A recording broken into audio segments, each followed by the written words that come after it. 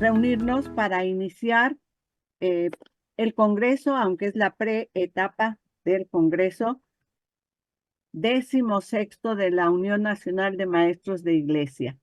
Y vamos a pedir al pastor Edgar, él es parte del Ministerio de Educación de la Iglesia Nacional Presbiteriana, si nos lleva a Dios en oración, por favor. Claro, claro, con mucho gusto. Vamos a orar. Padre, te damos muchas gracias por el tiempo que permites que estemos juntos.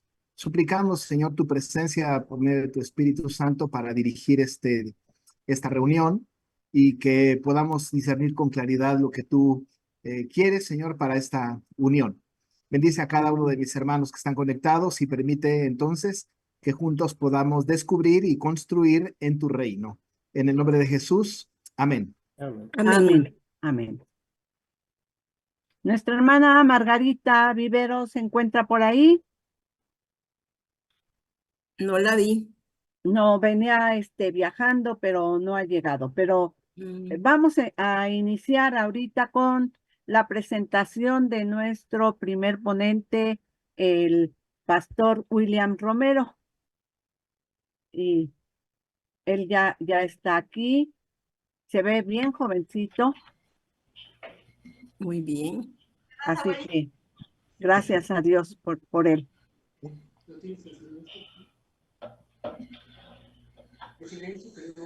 A ver, Silencio, ¿no? Vale. Necesito regresar al... No lo encuentro como...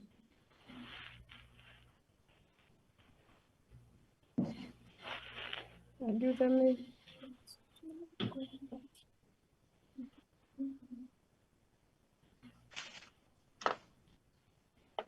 Niña. Niña.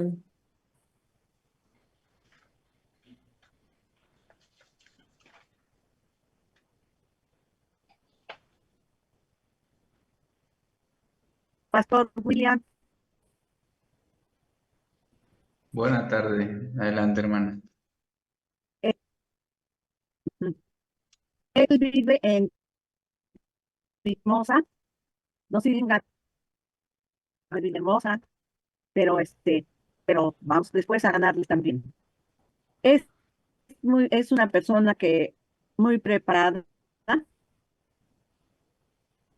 tiene la licenciatura en teología por el Seminario Teológico Presbiteriano del Sureste en la generación 2013-2017 y actualmente es estudiante de maestría en formación de liderazgo por el Seminario Teológico Calvino de Grand Rapids, en Michigan, Estados Unidos.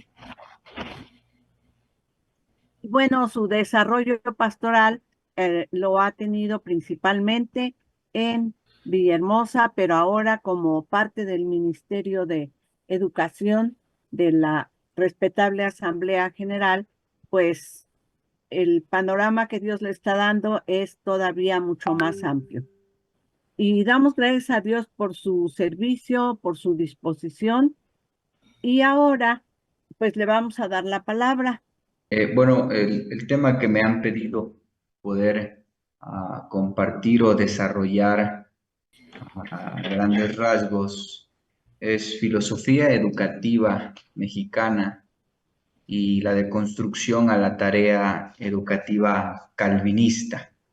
Y bueno, para mí es importante poder dejar, antes que entremos a la conferencia o al tema que pretendemos conversar, acerca de la bibliografía que vamos a desarrollar. Toda la temática está desarrollada ¿Qué te en los comiste? materiales que hemos consultado acerca de la vida educativa que ha desarrollado Juan Calvino, y de la misma forma un documento y una página en especial que habla acerca de la nueva escuela mexicana, la cual es la propuesta que pretendemos abordar en esta ocasión. Y bueno, antes que nada, también me gustaría establecer que para poder apreciar el intento o lo que hemos denominado la deconstrucción, la tarea de la educación calvinista, me gustaría primero pensar en el principio, cuando Dios creó todas las cosas. Es importante considerar que cuando Dios crea todas las cosas buenas en gran manera, de tal forma que podemos encontrar una creación perfecta y encontramos la perfección de Dios plasmada en esta creación. Es un magnífico escenario en donde la paz, la armonía y la perfección están presentes en su plenitud. Pero no fue sino hasta que el pecado toma lugar en el hombre y en el mundo, que poco a poco vamos notando cómo la deconstrucción o la afectación por causa de la maldición del pecado, ¿sí? Va minando y nos va haciendo ver cómo eso tan bueno, tan preciado y tan perfecto que Dios hizo, ahora se encuentra en una constante pérdida por causa de la maldición. Y vamos a notar también que en medio de todo esto vamos a encontrar la pérdida de la comunión de Dios y el hombre. Vamos a notar el deseo del mal en el corazón del hombre para con su prójimo, el deseo por hacer continuamente el mal y también una humanidad soberbia y rebelde a la voluntad de Dios. Así que en ese sentido, cuando queremos pensar en qué tan hermosa era la creación, desde mi punto muy particular de vista, es importante mirar también cuánto ha afectado, cuánto se ha deconstruido, cuál ha sido el daño que ha recibido el mundo para valorar o tener un parámetro de todo lo que se ha perdido a causa de la maldición del pecado. Por eso, en esta ocasión, más que abundar y hablar todo el tiempo de esta filosofía educativa de la nueva escuela mexicana, lo que pretendemos es hablar a grandes rasgos de esa propuesta que Juan Calvino hace para la educación. Y después de hacer un recorrido y análisis de lo que propone Juan Calvino, al final pretendemos presentar la postura que ofrece la nueva escuela mexicana para concluir en qué tanto es dañina o no esta filosofía. Y en primer lugar, hermanos, quisiera mencionar que Calvino tuvo diversas e importantes etapas en su vida. Sin embargo, siempre tuvo fuerte apego por la educación personal y asimismo por la educación eclesiástica y universal o secular, siendo a su vez este amor por la educación la que es el principal motivo que impulsa a Calvino a incursionar en la educación pública para con la iglesia. Y Greg Singer, justamente hablando un poco de este interés y de la visión que hay en Calvino, dice que Calvino vio muy claramente que la razón básica para la educación es llevar a los hombres al conocimiento de la verdad de Dios, según esta se manifiesta en la revelación general y especial. Calvino es un gran referente, entonces, hermanos, y un proponente de una educación integral en el ser humano. Una educación que debía ser formada tanto en el ámbito eclesiástico como en el terreno universal o secular. Pues Calvino creía profundamente que en la importancia de la educación religiosa, pero también en la educación universal. Calvino en ese sentido no desestimaba la educación secular, como también muchos lo pueden denominar, y para él era importante que los cristianos pudieran educarse no solo en Biblia, sino también en ciencia y en artes. Ante todo, Calvino sostenía y reconocía a la luz de las Escrituras que el temor del Señor era el principio de la sabiduría y que todo conocimiento o toda verdad procede de Dios. Así que en ese sentido, Juan Calvino entiende que toda la verdad procede de Dios y por tanto él manifiesta que si algún impío dijere algo verdadero, los creyentes no debemos rechazarlo por cuanto él mismo procede de Dios.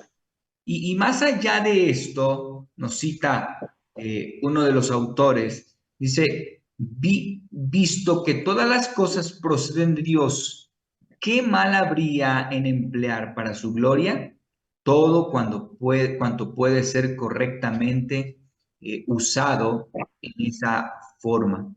Esta es una cita de Lara Núñez en uno de sus materiales en donde hace todo un análisis de la educación calvinista y caiperiana.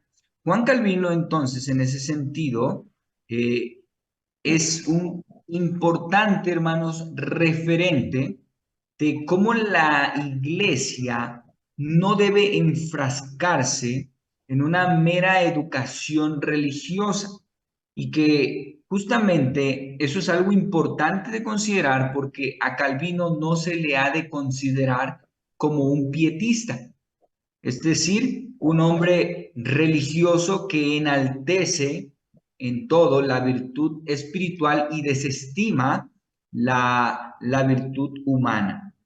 En el año de 1536 aproximadamente, Calvino escribe por primera vez su muy famosa y conocida institución de la religión cristiana. Seguidamente, hermanos, escribe en Ginebra, Suiza, un material llamado Los Artículos concerniente a la organización de la Iglesia. En este último, es importante notar que Calvino hace no solo una propuesta para organizar la Iglesia, sino un apartado muy especial en donde habla acerca de la educación religiosa en los niños, de tal forma que para Calvino las escuelas públicas deberían instruir también en religión a los niños y a los jóvenes. Es por eso que un año después, en el 1538, Juan Calvino desarrolla lo que va a llamar el Catecismo sobre la institución de la religión cristiana, un material que pretende adoctrinar a los niños en las escuelas públicas. La fuerte convicción de Calvino para con los niños tiene que ver con un anhelo y deseo ferviente de formar, cuando el niño creciese y llegase a la etapa de la adultez, formar a un cristiano que dé frutos, a un cristiano apto, a un cristiano que pueda ser formado para un ministerio o para ser un servidor del Estado, pero sin importar que fuese un ministro o que fuese un servidor del Estado, Calvino pretende que los niños y jóvenes sean instruidos al grado de poder saber y entender los conocimientos de las ciencias y las artes y puedan aplicarlos de manera cristiana. Y en ese sentido, ellos puedan ser jóvenes adultos aptos que en su momento puedan también rendir una buena defensa de su fe. Lara Núñez cita en su material Filosofía Educacional de Calvino a Heber Campos, un autor que también habla acerca de la educación de Calvino y dice de la siguiente manera. Él, hablando de Calvino, quería que los niños de Ginebra viniesen a ser útiles a la sociedad, pero que sus mentes fuesen formadas por las enseñanzas de las Escrituras. Él quería futuros ciudadanos de Ginebra, bien preparados no solamente en la fe bíblica, pero también en lenguas y en humanidades. Por eso, él daba un énfasis primordial a la educación entregada a la regresada escritura, bien como para las artes y las ciencias. El principal propósito de la universidad era inminentemente práctico: preparar a los jóvenes para el ministerio o para el servicio en el gobierno. Perdón, ahí me equivoqué, no es Greg Singer, ahí cometí un error. El autor es Heber Campos, ¿sí? Así que en medio de los ideales que Calvino va a presentar como parte de su reforma, Calvino pretende que los cristianos salgan de las paredes de la iglesia y que comiencen a impactar y a ejercer ciencia y artes en el mundo desde una perspectiva cristiana. Por eso Calvino va a insistir en la importancia de que los niños y los jóvenes sean educados a la par, tanto en ciencias como en artes. Ahora bien, a pesar de las fuertes convicciones educativas que Juan Calvino va a tener, no fue sino hasta tiempo después cuando aparece una gran oportunidad para Juan Calvino. John Storm, quien es en su momento un hombre importante en la escuela de Estrasburgo, Alemania, por parte de uno de los que compartían la educación en esta escuela, invitan a Calvino a unirse a esta escuela o academia de muy alto renombre para su tiempo. Y en ese sentido, Juan Calvino, cuando llegó allí, recibe un gran impacto a su vida, porque junto a Storm, Calvino puede desarrollar con base a su experiencia una mejor pedagogía y administración educativa. Cabe mencionar que Calvino fue invitado para fungir como tutor y enseñando a su vez teología. Pero en esa relación con Stone, Juan Calvino aprende y profundiza en gran manera en la pedagogía para la enseñanza o la pedagogía escolar.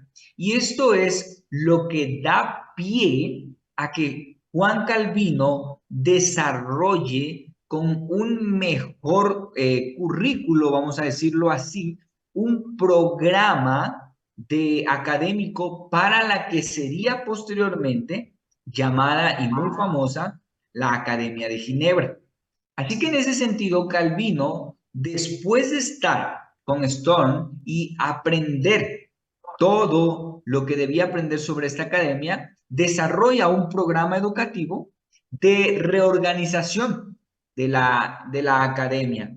Esta academia fue fundada en el año 1536 por Guillaume Farel, quien en su momento tuvo un gran apogeo o auge, pero aproximadamente 14 años después, en el 1550, la Academia de Ginebra comenzó a tener un retroceso educativo.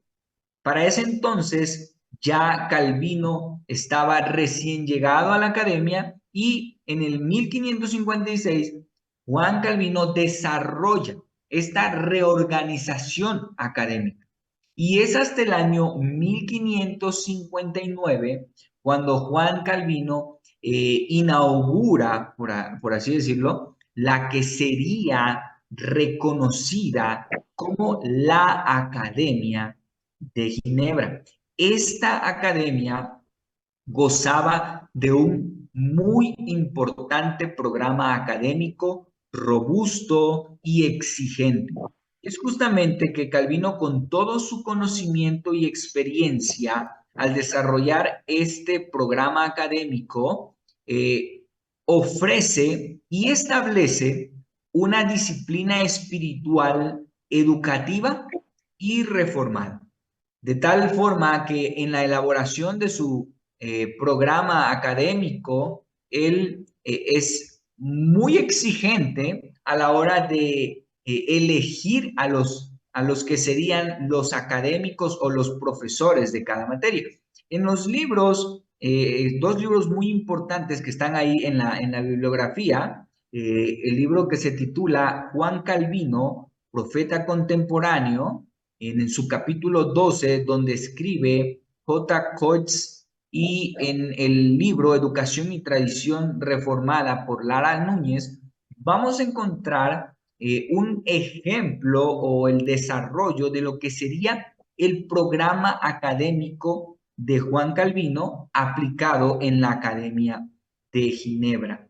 La disciplina, la verdad, es que era bastante interesante a lo que Calvino propone, porque para Calvino las ideas de desarrollar esta academia en las ciencias y en las artes se estudiaban como disciplinas que aprovechaban el intelecto. Y esto es importante porque para Calvino el conocimiento de las ciencias y las artes era de un altísimo valor. Pero en medio de ello, las disciplinas que se estudiaban no eran en sí mismo un fin. Para Calvino, estudiar conocimiento universal o secular era un simple medio para alcanzar un fin verdadero. Y es que para Calvino, el fin último de la educación era glorificar a Dios.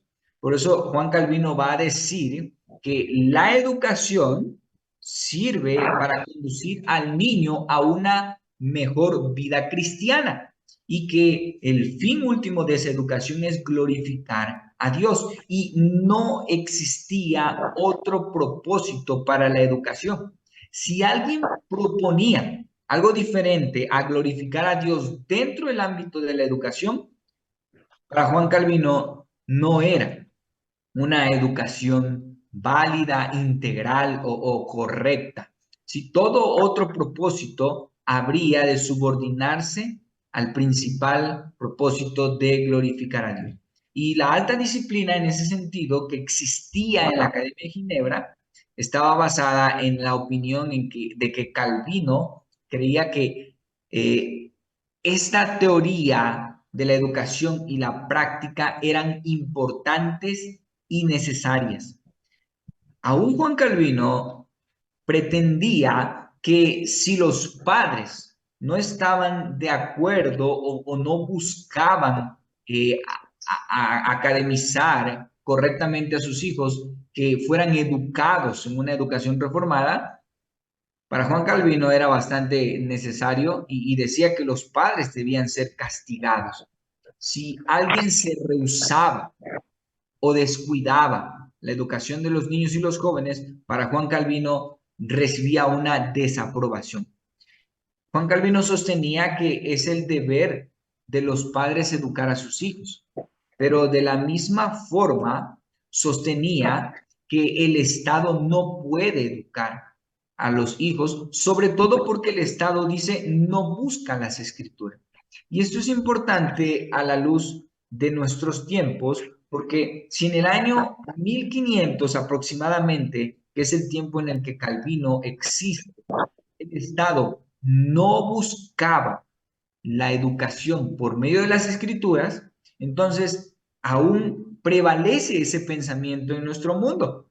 Y es lo que veremos un poco más adelante. En ese sentido, el impacto de lo que Juan Calvino proponía para hablar acerca de la educación había generado un gran impacto en el mundo, de tal forma que la Academia de Ginebra había atraído a muchos estudiantes de diversos lugares porque existía una alta calidad educativa y una alta disciplina en la misma.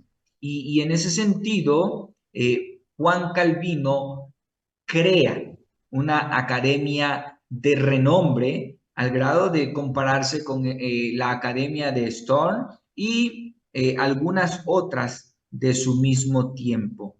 Para Juan Calvino es importante entender que el objetivo, como hemos mencionado, de la educación es conducir al niño o al joven a una vida correctamente cristiana. Y específicamente tenía un versículo muy interesante que está en Romanos capítulo 12, versículo 1, hablando de que los creyentes deben presentar sus cuerpos en sacrificio vivo, santo, agradable a Dios, porque ese es nuestro culto racional.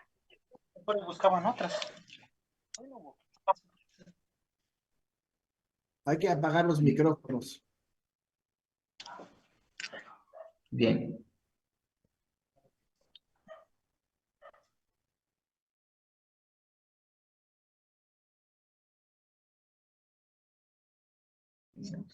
Perdón, también me silenció el anfitrión sin querer.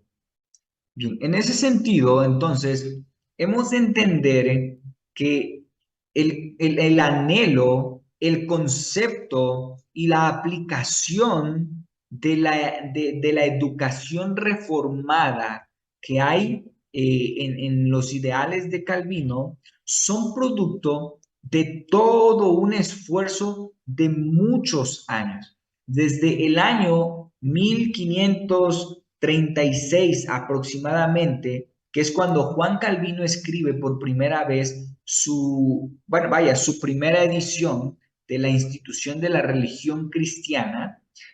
Todos esos años continuamente en medio de sus diversas etapas y de las diferentes disciplinas que él ejerció, Juan Calvino insistió durante todo ese tiempo en una educación reformada en la vida de la iglesia. Juan Calvino insistió por más de 20 años, hermanos, porque cuando la academia en Ginebra se desarrolla, vamos a decirlo así, con el programa de Calvino, estamos hablando del 1559. Entonces, Juan Calvino, por ser atrevidos en mencionar solamente una fecha, Juan Calvino trabajó aproximadamente 23 años en esa constante insistencia de que la iglesia debía educar cristianamente y reformadamente a sus niños y a sus jóvenes. Mucho tiempo antes de eso, sin duda alguna, Juan Calvino ya tenía un apego y un aprecio por la educación.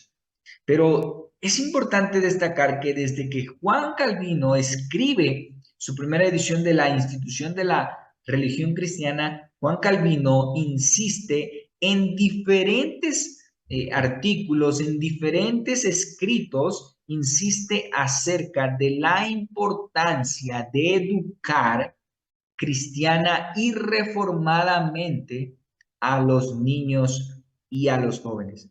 Esto es algo necesario que Juan Calvino ve, porque Juan Calvino, como ya hemos mencionado, propone que las ciencias y las artes seculares, como se catalogaron en su momento, no fueran completamente desechadas por la iglesia, sino que la iglesia debería tomarlas para sí y en medio del estudio de los jóvenes, instruirlos y educarlos al grado de utilizar estas ciencias como un medio para alcanzar el fin último de glorificar a Dios.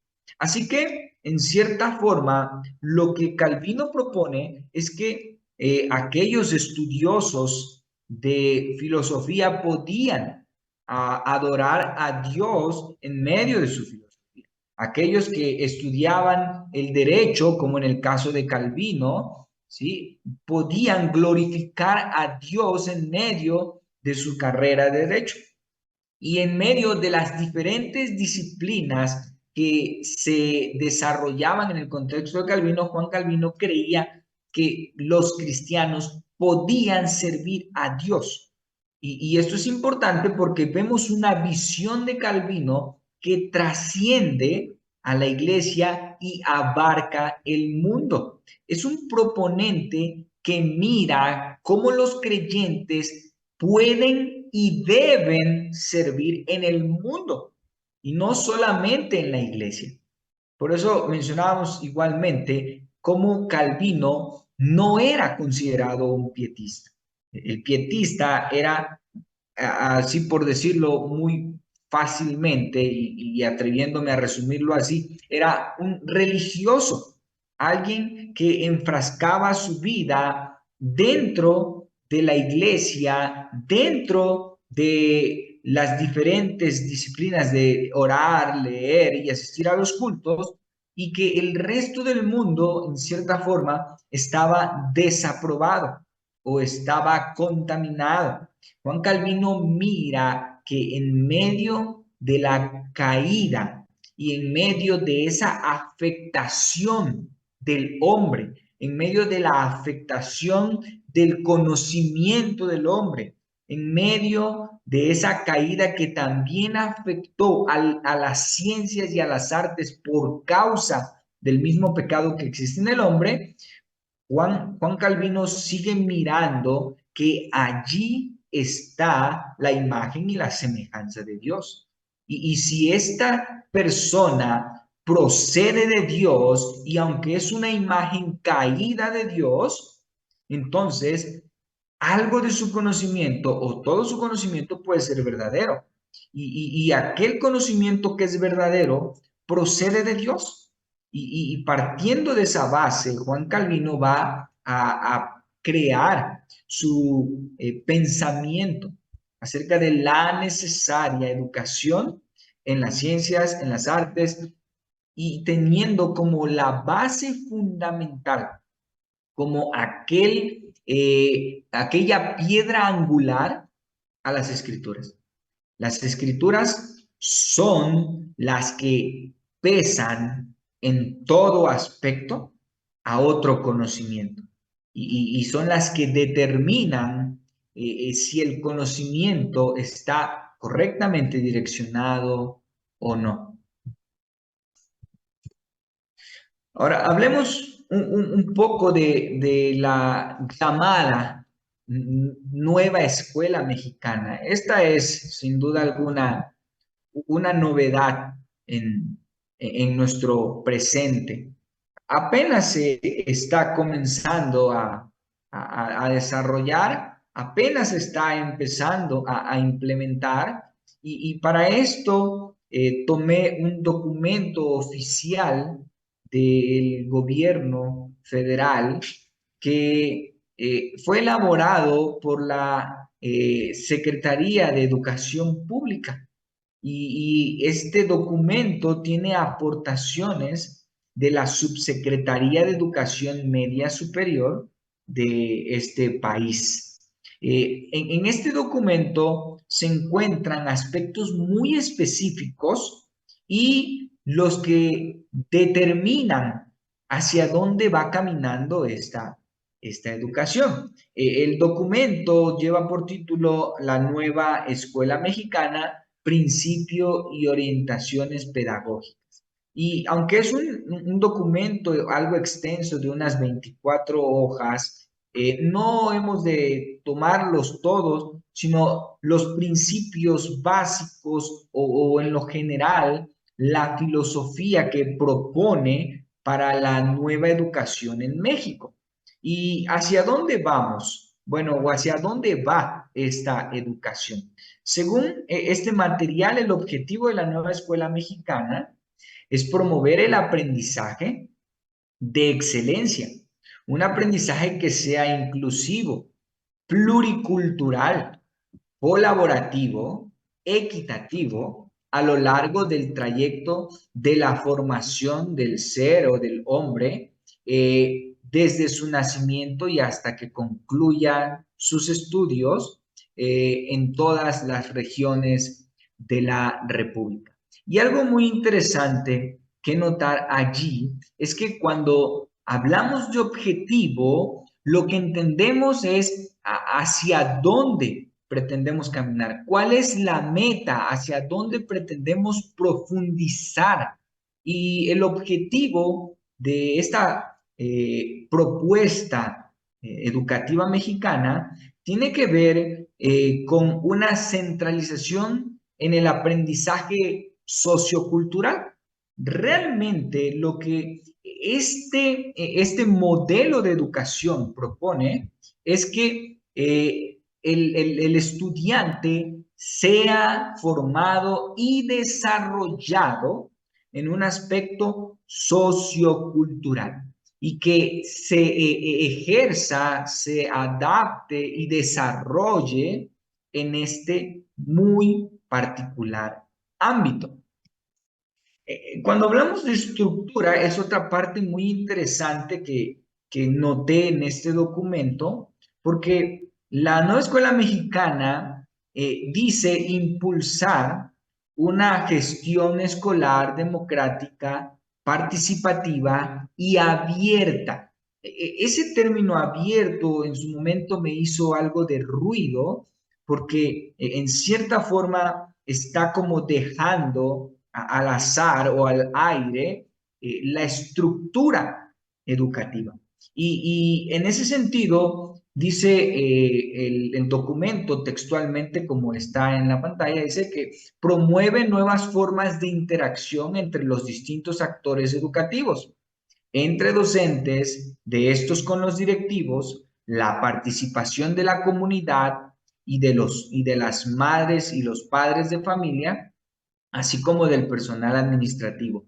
Reconoce que la escuela y su gestión, dice, es un campo de relación y disputa de diversos intereses, ya sean educativos, profesionales, incluso personales, lo cual permite transformar las acciones que despliegan los actores educativos al asumir sus o nuestras diferencias. Y en ese sentido, pude observar que la estructura que se profesa o se declara o impulsa esta nueva escuela mexicana es bastante ambigua, porque en cierta forma la estructura es o puede ser determinada tanto por los profesores como por los padres de familia y por todo otro que de la sociedad intervenga de una u otra manera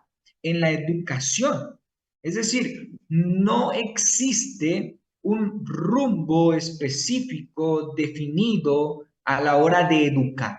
Y justamente cuando miramos los materiales que se han ofrecido en su momento online, ¿sí? Podemos ver que aún esos libros han perdido organización, han perdido hilo continuo en el aprendizaje y ahora un mismo libro contiene todas las materias y contiene diversidad de temas y no hay una formación sistemática, sino que ahora todo está como mezclado, como que está revuelto y como que todo es parte de un todo.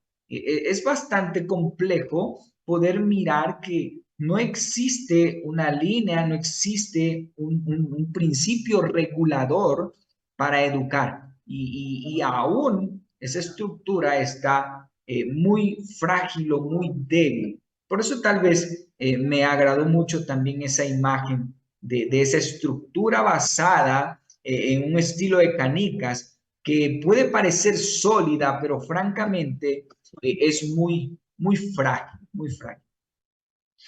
Cuando analizaba este documento también pude notar algo muy importante, y es que la escuela mexicana o la nueva propuesta educativa es bastante clara, bastante determinante con su filosofía o con el eje central de la misma.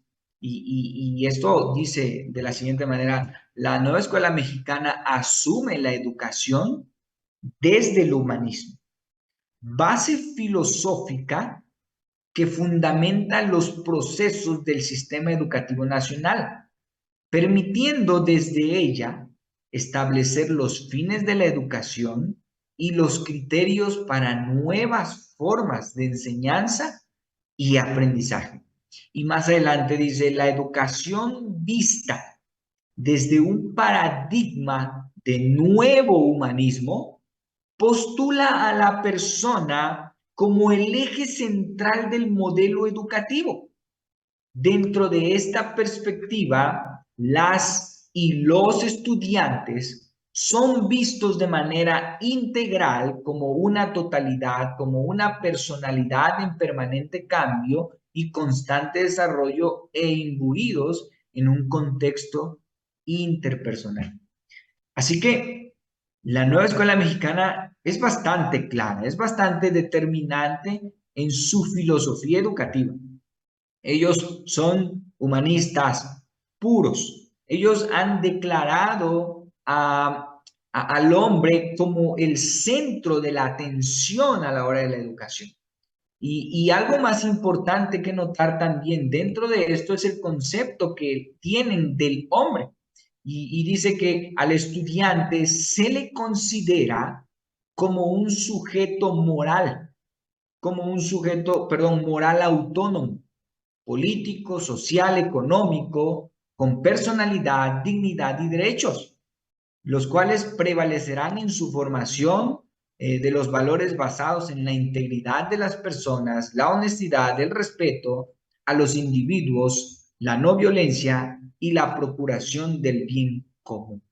Es importante poder notar en ese sentido cómo el concepto de hombre es muy relevante para poder entender la filosofía que ellos están proponiendo como filosofía humanista.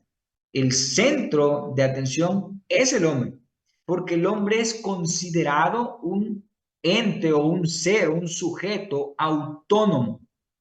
Y esto sin duda alguna, teniendo ya un juicio partidario, ¿sí?, va en contra de las escrituras, en contra de muchas de nuestras doctrinas como iglesia calvinista. Pero algo que sigue siendo interesante en este documento es que textualmente la nueva escuela mexicana afirma que los estudios y el desarrollo del pensamiento están sujetos a los objetivos de desarrollo sostenibles y a la Agenda 2030 o 2030 de la Organización de las Naciones Unidas. De tal forma que la nueva escuela mexicana dice es la aplicación de la Agenda Mundial 2030 que pretende crear, ojo, una nueva sociedad tolerante e inclusiva, llevando así a una educación inmoral y perversa, tal como sigue afirmando. La nueva escuela mexicana se compromete con el cumplimiento de la igualdad sustantiva de género entre mujeres y hombres, entendidas como el acceso al mismo trato y oportunidades para el reconocimiento, goce o ejercicio de los derechos humanos y las libertades fundamentales. Es bastante claro el documento y que creo que en su momento se los compartieron por parte de la organización, perdón, de la UNMI, Organización de la Iglesia Nacional, y que como la escuela mexicana determinantemente tiene claro hacia dónde va. En medio de esa educación que parece mezclada, que todo es todo, bueno, hay un claro objetivo, hay un claro propósito y es poder unirse a esta agenda mundial que pretende, sin duda alguna, como dice aquí la cita, pretende promover y crear una persona que sea tolerable, una persona que sea inclusiva, ¿sí? Y es importante notar que cuando hablamos de la educación de la nueva escuela mexicana, también confiesa acerca de la obligatoriedad de la educación en México. Para el Estado, la educación es algo obligatorio y dice de la siguiente manera, el Estado está obligado a garantizar este derecho desde el nivel inicial hasta la educación superior, vigilando especialmente que las y los estudiantes de los pueblos indígenas, afrodescendientes, migrantes o mujeres, personas con alguna discapacidad o los sectores marginados del país tengan condiciones para ejercer su derecho a la educación en todos sus niveles, tipos y modalidades. Y parece ser interesante que esta forma de hacer obligatoria la educación está disfrazada bajo los llamados derechos humanos. En el artículo que se nos menciona que todos los niños y todas las niñas tienen derecho a la educación pública, ¿sí? Pero aquí es importante notar que el Estado dice que está obligado a garantizar. De una u otra forma, ellos pretenden alcanzar, pretenden llegar y pretenden educar al país, vamos a ser determinantes ahí, al país a participar de esta educación y filosofía humanista. En ese sentido, es notorio el objetivo que tiene la nueva escuela mexicana. Ahora bien, hay algo importante que ir notando o reflexionando, porque sin duda alguna la postura que encontramos a lo largo de la historia y del análisis de las propuestas de Juan Calvino y las actuales propuestas de la nueva escuela mexicana, es importante poder hacer ciertas reflexiones en cuanto a lo que se está ofreciendo. Calvino pone una especial atención en las ciencias universales y en el conocimiento humanista. El prominente reformador, podemos observar que dicho aprendizaje no busca el objeto de mirar o centrar el conocimiento en el provecho del mismo hombre, sino que este conocimiento es el medio para poder servir aún más a Dios y a su gloria en el mundo que Él nos ha dado.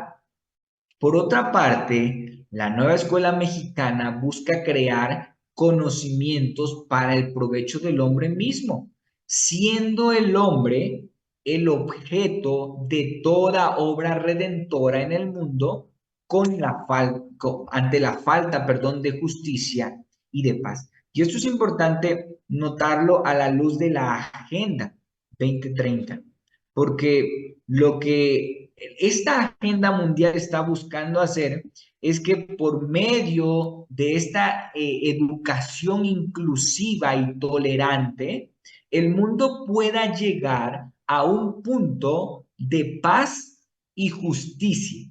Es decir, que todos puedan vivir tranquilos y puedan vivir de la forma en que mejor les agrade, pues es justo que cada quien viva su vida conforme así le parezca, ¿no? Y en cierta forma, esta agenda está promoviendo la relatividad y que cada hombre pueda en esa relatividad vivir en paz y en justicia.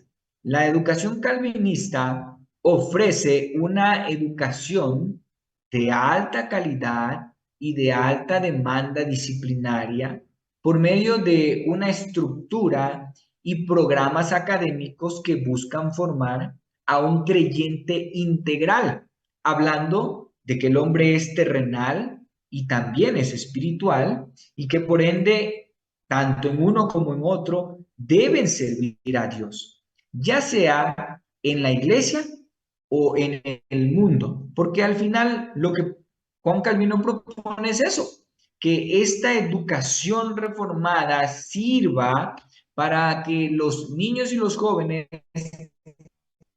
terminen siendo buenos ministros o buenos servidores del Estado, pero en cualquiera de los dos ámbitos desde una perspectiva cristiana de la vida. Y la nueva escuela mexicana no cuenta como tal con una estructura que sostenga esa educación, pero sí es importante notar que en ellos el interés social prevalece mucho.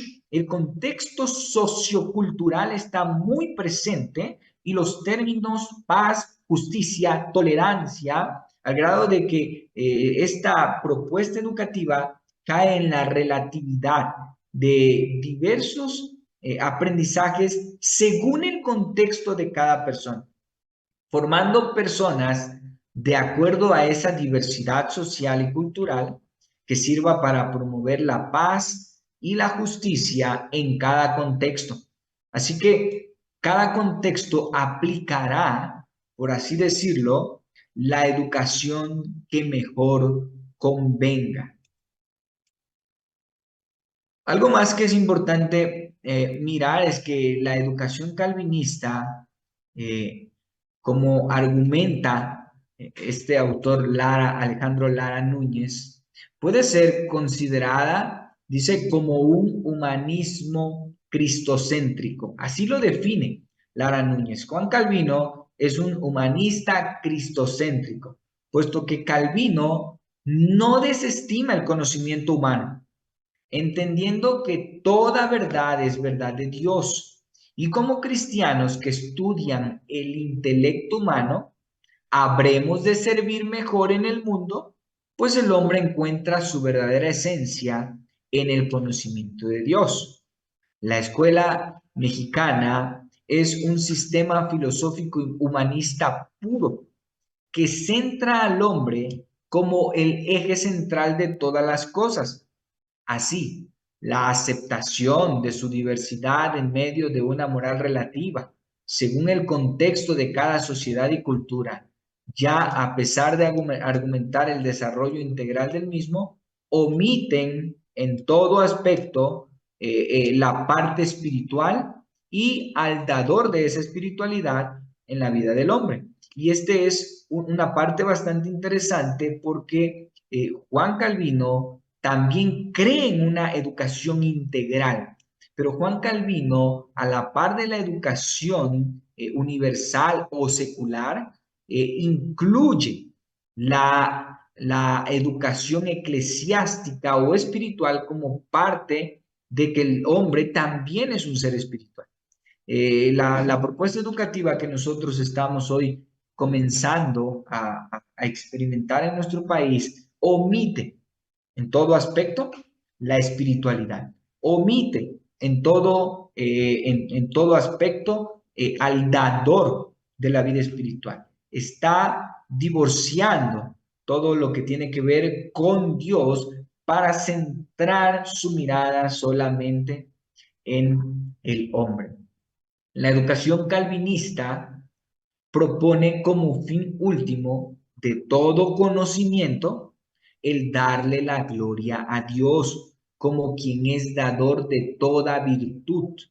La nueva escuela mexicana busca el desarrollo del hombre y que él mismo sea quien ejerza la paz y la justicia en sí mismo y en su entorno, centrando toda virtud en sí mismo.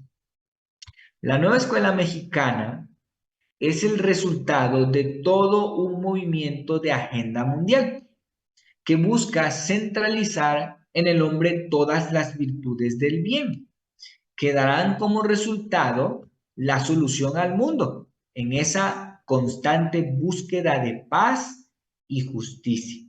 Por otra parte, la Iglesia requiere de un despertar educativo y retomar, sin duda alguna, la educación de los niños y de los jóvenes de las iglesias, reconociendo que las principales aportaciones del prominente reformador Juan Calvino respecto a la educación toman siempre como piedra angular a las escrituras y formar así cristianos aptos y capaces para vivir y defender la fe en nuestro siglo presente. Por eso Calvino sostuvo que no se puede dejar que el Estado eduque, pues la educación del Estado no busca ni considera a las escrituras.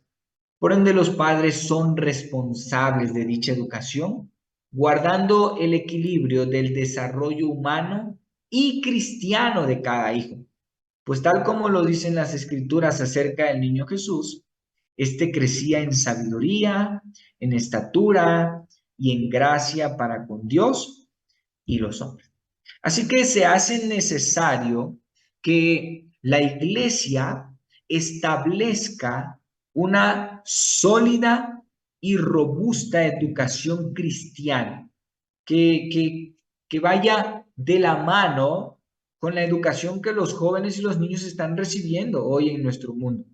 Pero que sin duda alguna todo ese conocimiento sea puesto en tela de juicio delante de las escrituras y que nuestros niños y jóvenes puedan ver, puedan vislumbrar, puedan analizar a la luz de las escrituras todo conocimiento, que puedan probar todo conocimiento verdadero y todo conocimiento falso. Y de ello, sin duda alguna, nos esforzaremos o debemos esforzarnos en formar a cristianos que puedan practicar las diferentes ciencias, pero con una perspectiva cristiana. Bueno, tratando de sujetarme al tiempo que me mencionaron en su momento, bueno, pues es lo que podemos así muy a grosso modo presentar. Hermanos, buenas tardes. Les agradecemos a todos que hayan estado presentes en esta sesión precongreso, ya que de aquí vamos a llevar toda la introducción a lo que serán las conferencias que se van a estar dando en el Congreso Nacional de Maestros. Voy a invitar al hermano Tito que vuelva a recordarnos sobre llenar el formulario.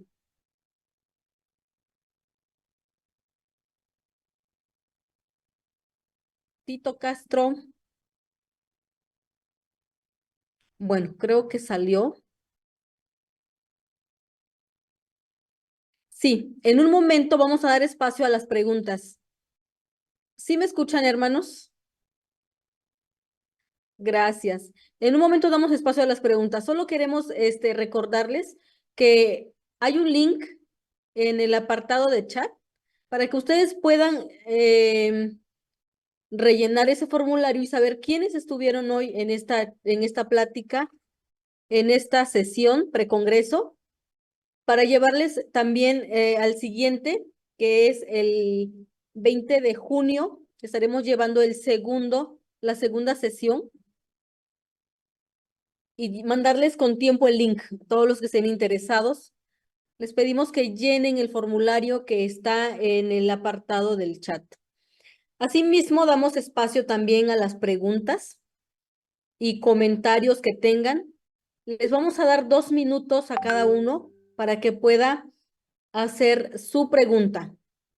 El hermano Edgar González es el primero en levantar la mano. Estará el pastor William Romero, contestando toda pregunta o cualquier comentario que desee. Adelante, hermano Edgar.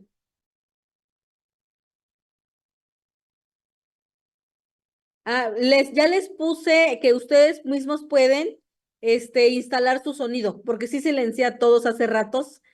Ahora pueden ustedes reactivar el micrófono. No se puede. Ahí está. Hermana, nada más, disculpe, hermana. la voz de la palabra, es ok. para el 22 de junio. Perdón, 22 de junio, ya lo corrigió el hermano.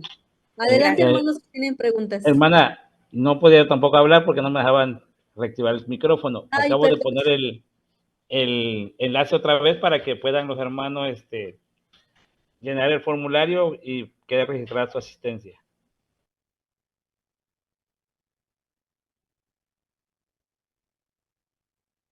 Listo, hermano. Pueden empezar a hacer las preguntas si alguien tiene preguntas o comentarios. ¿Ya se puede? Sí, claro. Adelante, hermano. Ya.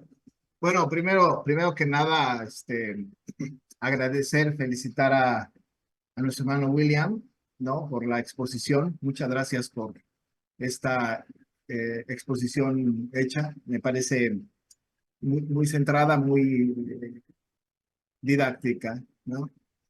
Pero hemos escuchado, y lo hemos escuchado durante muchos años, el marcado contraste entre la educación cristiana, ahora desde el pensamiento calvinista, el contraste entre esto y el nuevo modelo educativo que tenemos en nuestro país, ¿no? Es evidente que en los contrastes, siempre que escuchamos una conferencia de esta naturaleza, nosotros debemos inclinarnos hacia la parte cristiana, la parte espiritual. Sin embargo, en el país, incluyendo a la Iglesia Nacional Presbiteriana de México, muchas personas defienden al modelo educativo de nuestro país, lo defienden. No sé si por defender al poder que está ahora, ¿no? En el gobierno, no sé si es por esto, o porque verdaderamente están convencidos del modelo educativo, en donde a todas luces está teniendo una tendencia manipuladora y una tendencia perversa, incluso, permítanme la expresión, para nuestros niños y nuestros adolescentes.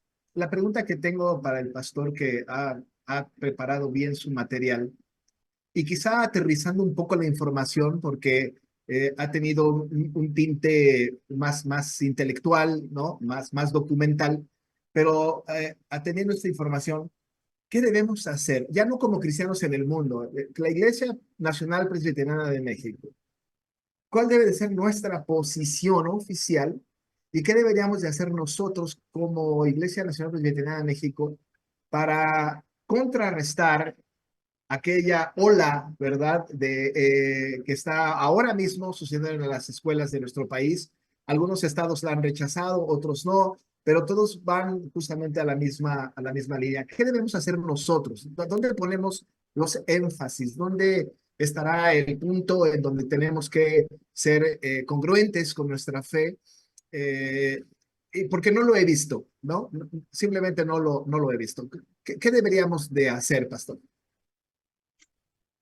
Gracias, Pastor Edgar. Un saludo. Bueno, creo que en cierta forma nos hemos quedado un poco cortos, perdónenme la expresión como iglesia, en el sentido de que hemos aún redactado posicionamientos como iglesia, no solo a nivel asamblea han habido sínodos, presbiterios que han escrito acerca de lo que creen y reafirman, como bien lo ha dicho usted en este momento, y que en cierta forma niegan o no aceptan el modelo educativo que hoy está imperando. Pero no estamos en cierta forma dando pasos para desarrollar lo que sería un programa educativo o un programa académico, ¿sí? Que pueda ayudar y coadyuvar no solo a la Iglesia Nacional, sino también a las familias. Y justamente eso es lo que en esta ocasión muy particular me voy a tomar el atrevimiento de ventilar aquí a la UNMI, es justamente el posicionamiento que se está buscando hacer. No solo que la iglesia mire y entienda y sea consciente de lo que estamos viviendo y de los riesgos que estamos corriendo como cristianos, sino que también el proyecto es comenzar a trabajar en programas, en proyectos educativos, académicos que fortalezcan a la vida de los creyentes. Porque, como bien lo menciona, amado pastor, muchos pues simplemente se adaptaron y ya. Y hoy los niños y los jóvenes están estudiando todo cuanto hoy está imperando en la educación en México. Muchos otros reaccionaron de una forma un poco más, por decirlo, ¿no? Radical. Y no quiero que esta palabra se malinterprete, pero fue la decisión que muchos creyentes tomaron de sacar a sus hijos de la escuela y comenzar a trabajar lo que se ha conocido ya mucho como el homeschool, ¿sí? Pero en medio de ello, no hemos como iglesia desarrollado. Yo creo que eso es la clave importante y es el paso que dio Calvino. Juan Calvino desarrolló, Juan Calvino llevó a la práctica un programa académico que en cierta forma equilibraba la ciencia como conocimiento intelectual, pero también la parte eclesiástica y espiritual del ser humano, ¿no? Entonces creo que como Iglesia Nacional, ¿sí? Sí nos hace falta, sí, accionar, reaccionar y comenzar a dar pasos para formar un programa, un currículum, ¿sí? Y que este pueda ser llevado a las iglesias y a las familias para trabajar de la mano, pues todos juntos, ¿no? Y tratar de rescatar la educación cristiana. El hermano Alonso Echegoyen levanta la mano. Adelante, hermano. Muchas gracias, mis amados hermanos, hermano William, es un placer y qué bueno que se da esta oportunidad. Nada más quiero verificar si me escuchan bien porque no tengo la certeza. Sí, ok, Muy gracias. bien, muy bien. Ok, yo estoy convencido de que una reunión como esta no es una casualidad y que quiero confesar algo. Yo alguna vez, antes de ser discípulo del Señor Jesucristo, fui un humanista convencido. De hecho, en fin, ¿verdad? Y no puedo perder de vista entonces, y perdón si todavía tengo cierta contaminación, ¿no? De este lado de la caída, si hay algo, pero la idea es tratar de ser muy concretos. No es casualidad. Yo quisiera hacer una pregunta siguiendo la idea de que la iglesia, el templo, es el sitio donde los discípulos de Jesucristo nos reunimos a adorar, a alabar. Otra cosa es una universidad, es una cosa completamente diferente. Entonces, me voy a brincar 3 o 4 ideas. Yo quisiera pensar y hacer una propuesta completa. ¿Qué tan factible, hermano William, qué tan factible cree usted que fuera posible que en el país pudiéramos reunir a los cristianos presbiterianos que son químicos, a los físicos, a los maestros de carrera, a los abogados, médicos, veterinarios, X, y que hiciéramos, o a ver, y aquí es donde entraría el primer jalón y la primera confrontación, no necesariamente organizadas por la respetable Asamblea General, sí, ¿no? Sino que bajo la tutela y dirección pastoral, porque el ser pastor implica también todo un llamado y una vocación. Y yo conozco uno que otro pastor que es abogado, uno que otro pastor que es químico, ¿no? Pero no son muy abundantes. Hay más químicos, físicos, médicos, veterinarios, etcétera, etcétera, científicos, que no tienen, digamos, esta tutela pastoral, pero de que los presbiterianos necesitamos todos juntos estar bajo la tutela sacerdotal, porque pues, está escrito, ¿no? X. ¿Qué tan factible ve, hermano William, que hiciéramos una propuesta para de una vez juntar a los presbiterianos y hacer un grupo de químicos, otro grupo de físicos, otro grupo de médicos, otro de veterinarios? A lo mejor esto, y perdón por la ignorancia, ya se intentó, y hacer un ente académico, formal, registrarlo, darlo de alta en la Secretaría de Educación, no sé, etcétera, etcétera. Primero, para revisar el programa académico de qué les gusta, de matemáticas, de biología, de anatomía, no sé, ¿verdad? Y que pudiéramos hacerlo congruente con respecto del tiempo y la época que nuestro país está viviendo. Ojo, entonces, yo estoy convencido de lo que usted dijo. La responsabilidad de educar a los niños, a los adolescentes, a los preadolescentes, no es del Estado, pero tampoco es de la iglesia. No, es de papá y mamá. Si no está papá, está mamá nada más, bueno, pues y ahí hay una enorme tarea también, ¿verdad? Porque esto se dice fácil, pero formar y educar niños, Deuteronomio 6, ¿verdad? O sea, ahí está. Entonces lo cierro. La propuesta concreta es, ¿cuándo empezamos con las organizaciones profesionales de la Iglesia Nacional Presbiteriana bajo la tutela pastoral de la Asamblea? Gracias. Gracias, Ok. hermano Alonso. Bueno, algo interesante, hermano Alonso, gracias, es que Juan Calvino utiliza mucho el término vida cristiana. Yo creo que eso ya, así de principio, ya está destruyendo cuestiones hasta denominacionales.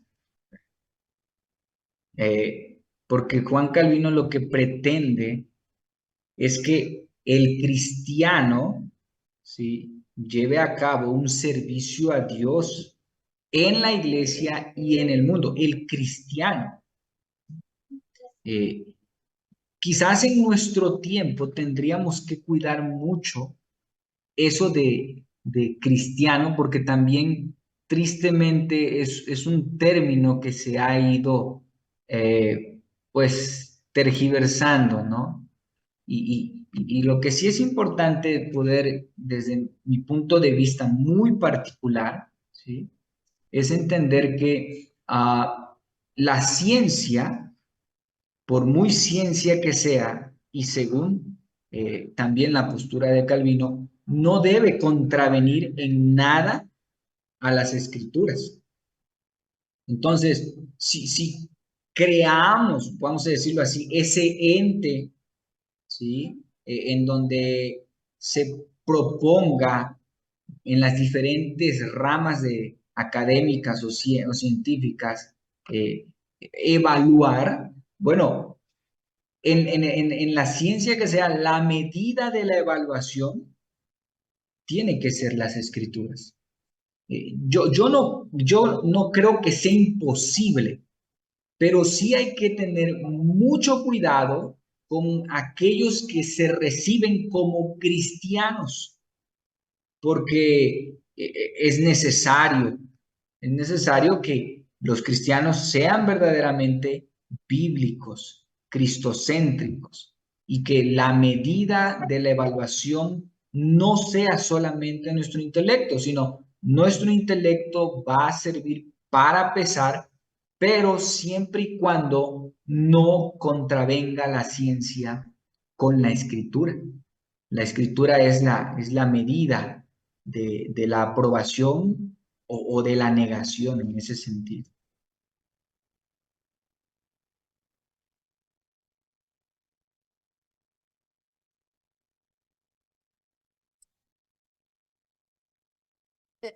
Mm. ¿Alguien más desea? Ananíes Laguna. El hermano Ananíes, adelante. Buenas noches, hermanos, a todos. Estoy pensando acerca de la preocupación que se han externado y creo que una de las cosas, que una de las cosas que hacen que muchos hermanos y hermanas docentes, porque tenemos en la iglesia muchos docentes, hayan abrazado la filosofía de la nueva escuela mexicana, es por el hecho de que creemos que la educación es laica. Entonces, se piensa que como es laico, entonces no debe de intervenir la iglesia. ¿No es cierto que la educación nunca será neutra ni será laica? La educación es religión, ¿no? Como dice el librito de El arte de enseñar cristianamente, que plantea justamente el hecho de que es religión.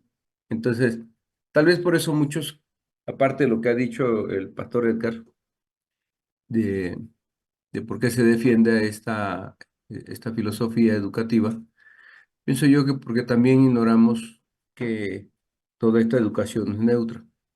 Pero la otra cosa sería también el poder analizar y tal vez ayudar a confrontar esta parte, porque algunos dicen, ¿cuál es la diferencia entre la escuela anterior, que estaba enfocada más a una parte tecnocrática, y la nueva escuela, que ahora está movilizando?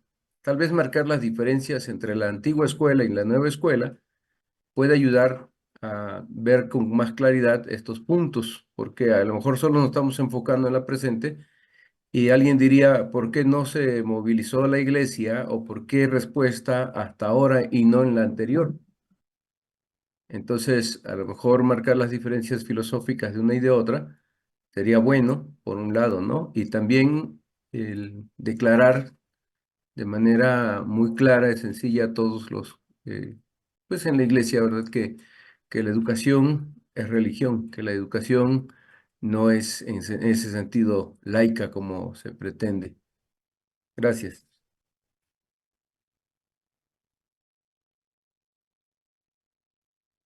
Gracias, hermano Ananíes. ¿Alguien más tiene alguna pregunta o comentario?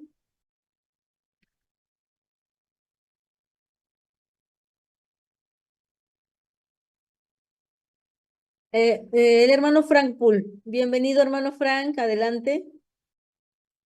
Hola, buenas tardes a todos. Le agradezco a Elenita la invitación que me hizo para estar aquí de oyente de esta plática. Y suena muy interesante todo lo que se ha dicho. Gracias al hermano William por haber compartido esta descripción histórica de lo que es el pensamiento calvinista respecto a la educación. Y nada más quiero hacer una precisión respecto a la educación que menciona el hermano Ananíes, el buen pastor. Muchos gustos, saludos hermano, qué gusto verle de nuevo. La última vez que lo vi fue creo que en Tabasco. La educación que imparte el Estado es laica. Eso es lo que dice el artículo 3. No prohíbe la educación religiosa, el artículo 3. Es algo que hay que dejar bien claro. que de acuerdo con la Constitución mexicana, la obligatoriedad del Estado, como está ahorita escrito el artículo 3º, es que el Estado está obligado a impartir la educación, ¿sí? Y desde preescolar hasta universidad. Y esto lo he escuchado muchas veces porque he sido profesor de políticas públicas educativas y legislación educativa en la Universidad Autónoma de Yucatán por muchos años. Y esto es algo que discutimos con mis estudiantes todos los años. ¿Cuáles son las características de la educación mexicana? Artículo 3º. Y muchos de ellos se van con esto de que, bueno, es que la educación debe ser laica y gratuita, ¿no? Y muchos se van por la parte gratuita, ¿no? Nada más que omiten este punto que parece pequeño, pero no lo es. Dice, la educación que imparta el Estado, ¿de acuerdo? Ese pequeño detalle es significativo. Por eso las características que el hermano William acaba de describir son como son, porque son las características que imparte el Estado, ¿de acuerdo? Sin embargo, el Estado no prohíbe que existan otras instituciones educativas, incluyendo las que tienen una fuerte influencia religiosa. Vamos, ustedes conocen que hay universidades organizadas por jesuitas, por legionarios de Cristo, por maristas, ¿sí? Y estas instituciones que van desde preescolar hasta universidad y posgrado, ellos sí tienen un fuerte énfasis religioso. Tienen misas cada inicio de sus cursos, finales de sus cursos. Tienen actividades religiosas dentro de los programas educativos. Se los digo porque yo trabajé para una universidad aquí en Yucatán, la Universidad de Anáhuac, y antes de iniciar sus periodos lectivos y también para terminar, hacían misas donde iba hasta el arzobispo. En fin, no está prohibido ni es un sueño, como plantea el hermano William, que tengamos instituciones educativas con corte reformado. No es imposible, no es que no se pueda, ni legal ni legalmente es posible, o sea, está permitido. Si hay una institución y hay los fondos y hay todo el programa educativo para instalar una institución educativa con corte presbiteriano netamente, no hay ningún problema por hacerlo. Se registra y punto. ¿Ya? O sea, no hay ningún impedimento legal para ese aspecto. Y ahí sí se pueden poner todas las ideas que uno considere que debería tener la educación, ¿no? Pero estamos hablando de instituciones educativas. Y creo que el hermano, no sé quién había mencionado, que una cosa es la iglesia y otra cosa es la institución educativa, la universidad, ¿no? Y hay otros que dicen, bueno, pues es que todo es todo, o sea, somos cristianos. Sí, es cierto, ¿no? Pero lo que sucede el domingo o la actividad que suceda dentro de nuestra iglesia en domingo es diferente a la que sucedería dentro de la institución educativa el lunes, ¿no? El deporte, el laboratorio, la práctica en el campo. En fin, son cuestiones diferentes que atañen a universos diferentes de formación de las personas, ¿no? Y es diferente la formación cristiana que recibimos el domingo, por ejemplo, o los catecúmenos, o cosas como esas. Entonces, estoy de acuerdo. La vida cristiana es un todo, es todo. No podemos separar la vida del lunes de la vida del domingo, ¿no? Es todo, ¿no? Nada más que hablando de instituciones, ahí sí hay que tener una institución educativa, no la vas a regir como riges una iglesia o una congregación, ¿no? Porque hay aspectos diferentes, hay aspectos laborales, hay aspectos sociales, hay aspectos fiscales, hay aspectos legales, de todo tipo, que son diferentes a la organización de la iglesia, ¿no? Entonces, yo lancé la pregunta, ¿hay casos de éxito de instituciones organizadas, dirigidas, patrocinadas por cristianos? Pues aquí me ponen dos, ¿no? El Instituto Juárez y el Instituto Alfa y Omega. Pero hay otro, habrá otro. Se los dejo y gracias nuevamente por el tiempo y la palabra. Gracias. Gracias, hermano Frank. ¿Alguien más desea argumentar algo o preguntar? Hermana, nada más puedo mencionar algo último. Bueno, no sé si último, pero algo. Eh, Ahorita el hermano Frank atinadamente nos hace ver lo que constitucionalmente, ¿no? Es lo correcto, ¿no? No hay prohibición constitucional para una educación religiosa, ¿no? El punto es que ciertamente hay universidades jesuitas, católicas, maristas, en fin, pero como dirían los políticos de nuestros tiempos, no hay piso parejo, ¿no? Es decir, las escuelas cristianas han tenido dificultad serias para poder obtener, por ejemplo, un REBOE para tener el reconocimiento de validez oficial en la Secretaría de Educación Pública. Ha habido problemas. Si esto fuera así y si pudiéramos encontrar las maneras de cómo poder lograrlo, nuestros propios seminarios han tenido una gran cantidad de conflictos para obtener un registro de validez oficial. En la currícula de las escuelas cristianas como el Instituto Juárez, yo estudié en el Instituto Juárez hace 1000 años, y no había la posibilidad de tener una educación, había énfasis escondidos, ¿verdad? Como iglesia presbiteriana para en las ceremonias, por ejemplo, de graduación o simplemente negarnos a hacer el Día de Muertos o cosas de estas, pero no había una educación cristiana. Incluso empezó a tener tintes más seculares, más paganos que cristianos, ¿no? Y ha sucedido en muchas de nuestras instituciones. No ha habido piso parejo. A lo mejor el hermano Frank tiene la respuesta, pero ¿cómo hacer? ¿Qué hacer? ¿A qué institución recurrir para que esto pueda ser posible? Porque si no está prohibido, entonces está permitido. Y si está permitido, ¿qué debemos hacer y por qué no lo hemos hecho a lo largo de las décadas, ¿no? de la iglesia presbiteriana? Sí, estoy de acuerdo con él. Entonces, ¿por qué no ha sucedido? ¿No? ¿Por qué no ha pasado? ¿Por qué no tenemos una universidad cristiana presbiteriana? ¿Por qué no? ¿No? No lo hay. A lo mejor ha sido nuestra culpa porque no hemos hecho la tarea. Pero si está la posibilidad, entonces hagámoslo, ¿verdad? Vayamos hacia eso, porque ¿cómo logra nuestro seminario tener registro de validez oficial? ¿Cómo lograrlo? ¿No? Tenemos que adherirnos a una escuela que no está registrada como cristiana, para colgarnos de ahí y obtener un registro de validez oficial. Si alguno de nuestros estudiantes termina en un seminario, no tiene su título, una validez oficial para un posgrado en México de alguna otra naturaleza. En fin, no sé si me explico, ¿no? Estoy de acuerdo con él, pero no lo hemos logrado por muchos años, ¿eh? Muchos años. Entonces, ¿qué tendríamos que hacer? A lo mejor no hay respuesta, pero quizá es interesante empezar a reflexionar sobre el asunto.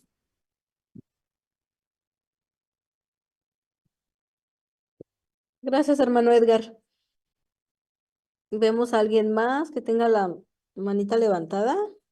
El pastor Ananíes. A ver, el pastor Ananíes. Bien, estamos hablando sobre la filosofía de la educación. Y cuando yo dije que la educación es religión, aunque digamos que yo lo veo desde una perspectiva más global, ¿no? Entiendo que nuestra Constitución dice que la educación es laica, etcétera, pero cuando nosotros vamos a los clásicos griegos, la filosofía era religión en aquel momento, era una forma de vida, es enseñar cómo vivir. La enseñanza que se plantea da cosmovisión, da forma de entender la vida. Quien enseña, sea ateo o religioso, tiene que creer lo que enseña. Si se enseña, por ejemplo, la evolución, pues quien enseña esto es porque lo cree. Entonces, y conforma una cosmovisión de vida, hasta al final de todo el camino. Entonces, enseñamos dirigidos por lo que creemos. Segundo, toda la educación está dirigida hacia una dirección, entonces hay un propósito. Y tercero, nuestra educación se lleva a cabo en un área donde se va a servir. Entonces, hay directrices de la educación. Entonces, la fe que nos dirige a nosotros, en este caso, a los creyentes, es la fe en Dios y no algo abstracto, lejos de aquí, o un Dios teológicamente construidos, sino un Padre celestial que nos ama y nos cuida. Entonces, todos los que yo no logro a veces comprender cómo los profesores, ¿verdad?, de cristianos imparten sus materias en una estructura de filosofía de ser que es humanista. Cómo compaginan esta parte ellos cuando instruyen, cuando comparten esto. Por eso lo que decía el hermano Alonso me parece interesante, ¿no? Reunir a todos y empezar a conformar una estructura distinta, ¿no? Porque al final lo que se está dando es una forma de cosmovisión, cómo se entiende el hombre, cómo se entiende su sociedad y cómo se entiende para transformar el futuro, hacia dónde va caminando. Entonces, eso es finalmente, eso es lo que yo llamo religión, ¿no?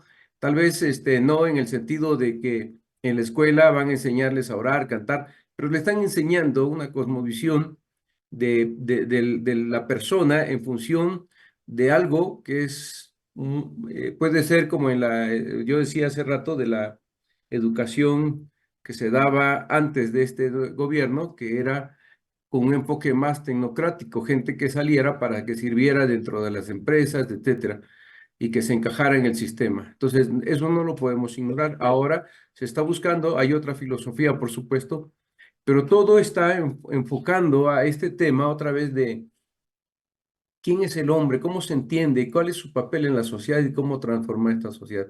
Para mí eso es lo que yo llamaba como religión, ¿no? Porque tienes que creer en algo finalmente.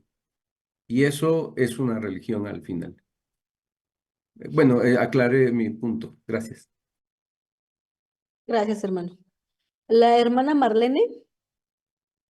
Marlene, Sí, adelante, hermana. son muchas cosas de veras este asunto de la educación cristiana. Em, Quizás lo que quisiera tomar o retomar de lo que escuché que en medio de todo esto, la principal responsabilidad, porque también la Biblia lo dice, es de los padres. Y aquí estamos como iglesia presbiteriana, pues muy deficientes. Hay mucha irresponsabilidad, por decir, o mucho descuido de los padres, y más cuando ambos padres trabajan. Entonces, empezando por eso, pues, ¿cómo podemos tener nosotros una iglesia fuerte, una iglesia santa, si no estamos haciendo la tarea más importante en las casas, los padres? Porque cuando esto sucede, pues ya sabemos que los hijos salen y allí pero ya van bien protegidos, van afianzados. Entonces aquí pues la pregunta sería, ¿qué hacer? Porque hasta ahorita siento que cada día estamos quizás descuidando más este asunto, porque por lo que ya decía, ¿no? El materialismo y todas esas cosas son enemigos, son algo que nos está estorbando mucho. Y el resultado es eso. Bueno, es todo. Gracias. Gracias, hermana Marlene. ¿Hay alguien más, hermanos, que esté aquí? El hermano Alonso, adelante. Ya estamos casi a despedirnos. Sí. Gracias. Simplemente para que vino a mi mente por el diálogo un versículo, y aquí, por favor, el auxilio de los pastores que están presentes. Instruye al niño en su camino, y aun cuando fuere viejo, no se apartará de él. Esto más o menos está fácil cuando está en la casa. Aquí el camino no es el camino ni de la iglesia ni del Estado, es el camino del niño, hasta que todos lleguemos a la estatura del varón perfecto, a la unidad de la fe. Interesante.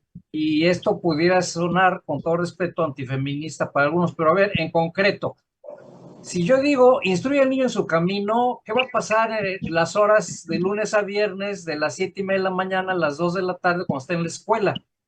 En concreto, vamos a hacer una sociedad de padres de familia local e instituyamos escuelas cristianas. Ahora, esto es más fácil decirlo y escribirlo que empezar a hacerlo, pero tenemos educadores profesionales y tenemos asesoría pastoral, así que no dejemos a los niños nada más para que el versículo este tenga sentido, porque si no, cuando llegue el niño a la universidad, por eso es que algunos extravían su camino, entre otras cosas, ¿verdad?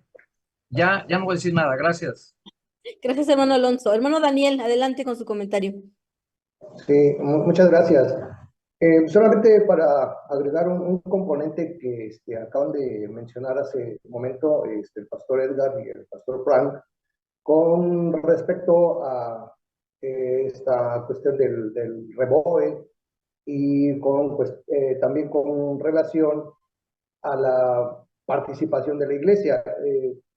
Como teoría, creo que nuestro hermano Frank nos ha ilustrado y también igual nuestro pastor William nos ha dado todo un panorama interesante, que hay ya un concepto de educación integral, un concepto de cómo nosotros podemos retomarlo y trabajarlo en nuestro tiempo. Sin embargo, hay un problema. Solamente agregar aquí, porque sé que se está tomando nota sobre esto y parte de la tarea de la Unión de Maestros es eso, precisamente de sistematizar información para que pues, en su momento pues, podamos incorporarlo a nuestros programas de trabajo como Unión de Maestros. Un componente que hemos observado, y es parte del diagnóstico también de la Unión de Maestros, es que no hay un pueblo que esté demandando educación cristiana, lamentablemente. No hay padres de familia que estén exigiendo, que estén demandando educación cristiana. Y un dato interesante, aquí tengo a la mano los datos del INEGI sobre la población presbiteriana a nivel nacional. Veo aquí que de 0 a 14 años, que son los niños de educación inicial, preescolar, primaria y secundaria, que es ese periodo que corresponde a inicial, preescolar y secundaria, arroja un total de 136.650 niños. Ahora, haciendo una reflexión aquí con respecto a lo que mencionaba el pastor Edgar, el pastor Frank, el asunto aquí es de que si estos niños estuvieran participando formalmente en un proceso de formación de educación cristiana, entonces llamaría la atención a nivel nacional, porque el proyecto educativo, como parte del compromiso que se tiene a nivel internacional, que es una agenda internacional, hay un indicador que se denomina cobertura. Y aquí el informe a nivel internacional, pues una décima, no sé cuánto por ciento pueda moverse esa cobertura. Y entonces, cuando existe esto que se denomina base social, un grupo de personas que están exigiendo educación, obviamente, y que de manera automática y por una cuestión pública y porque tienen que cubrir el requisito de cubrir esa cobertura, pues casi de manera automática nos van a dar el REBOE, pues, para todas las instituciones. Aquí el problema es la falta de respuesta de la iglesia como iglesia institucional. Esto lo quiero dejar sobre la mesa porque considero que es importante que esto se trate pues ya en el Congreso como un problema y como una debilidad de la iglesia. Insisto, en este punto, la cobertura es importante, ¿no? Entonces, hay 136.650 niños, según datos oficiales, de niños de 0 a 14 años, presbiterianos que están en ese proceso de formación. Si esos niños estuvieran fuera y se estuvieran formando en escuelas cristianas, pues podríamos lograr que se tenga el reconocimiento, ¿no? En ese sentido. Gracias. Gracias, hermano Daniel. ¿Hay alguien más? Ya para ir cerrando. Les recordamos que si no han hecho llenado su formulario, puede hacerlo en este momento. está el link en el apartado de chat. Ahí pueden encontrar el link para hacer para poner sus datos. Creo que ya no hay más participaciones, hermanos. Agradecemos mucho su participación en esta sesión precongreso y les invitamos a que asistan a la segunda sesión, que es el 22 de junio, dentro de un mes aproximadamente. Será la segunda participación, estará el hermano Daniel, precisamente el hermano Daniel Trujillo, que nos estará hablando sobre los lineamientos para creación de currículum para nuestra Escuela de Formación Cristiana. Será de mucho interés, de mucha aprendizaje estar en la siguiente sesión. Les pedimos que también, si usted es parte de su presbiterio en el área educativa, si es maestro de iglesia o que está interesado en la educación de nuestra Iglesia Nacional Presbiteriana de México, pueda inscribirse inmediatamente al Congreso Nacional Educativo al realizarse los días 1 al 3 de agosto del 2024, ya que será sede la Unión Presbiterial San Pablo de la Ciudad de México. Estaremos en las instalaciones del Instituto Juárez llevando a cabo nuestro congreso. Habrán mesas de trabajo donde también podremos nosotros participar para elaborar tal vez un plan educativo de nuestra iglesia o de nuestro campo nacional. Están todos invitados, inviten también a sus maestros de formación cristiana. Si hay alguien que no está enterado de esta convocatoria, háganselas llegar para que esté enterado también, ya sea su ministro de Educación, su pastor o sus maestros de Escuela de Formación Cristiana. Hermanos, les agradecemos a todos. Si no hay otro comentario, hermanos, damos por terminado esta sesión.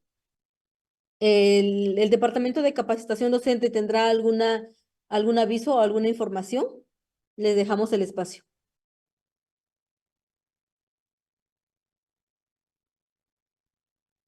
¿Hermana Damaris estará por ahí? Sí, está la hermana Damaris.